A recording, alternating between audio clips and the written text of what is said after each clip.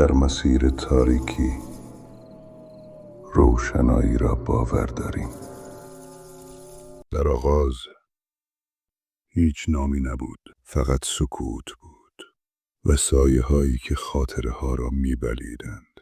در دل سرزمینی بی زمان، جایی که خورشید هرگز طلوع نمی کند، او نشسته بود.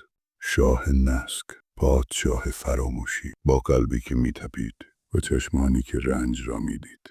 او دید که خاطره ها ریشه تمام دردها هستند و تصمیم گرفت اگر هیچ کس چیزی را به یاد نیاورد، هیچ کس رنج نخواهد کشید. او تاجی از سکوت بر سر نهاد، به خواب بینامی فرو رفت و نامش را از تاریخ زدود.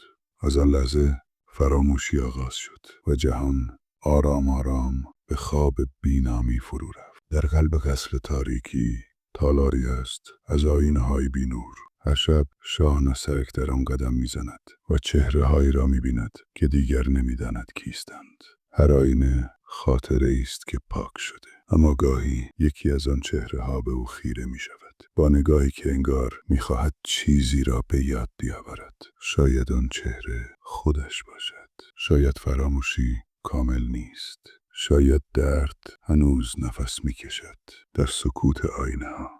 روزی صدایی در باد پیچید، صدایی که نامی را زمزمه می‌کرد و غریبه‌ای وارد سرزمین تاریکی شد. اما برخلاف دیگران خاطراتش پاک نشدند. او نامش را به یاد داشت، گذشته‌اش را، دردهایش را. شاه نسک برای نخستین بار ترسید. اگر فراموشی شکست پذیر باشد، آیا درد باز خواهد گشت؟ آیا خاطره ها انتقام خواهند گرفت؟ غریبه در تالار آینه ها ایستاد، با صدای آرام گفت: تو خودت را فراموش کرده ای، اما ما هنوز تو را به یاد داریم. از آن شب آینه ها شروع به لرزیدن کردند.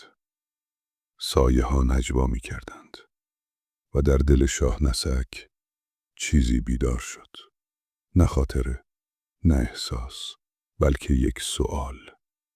اگر فراموشی درد را پاک می کند، آیا شادی را هم با خود می برد؟ او به گذشته‌اش فکر کرد، به نامی که دیگر نمی دانست چیست، و برای نخستین بار اشک ریخت. نه از درد، بلکه از ندانستن.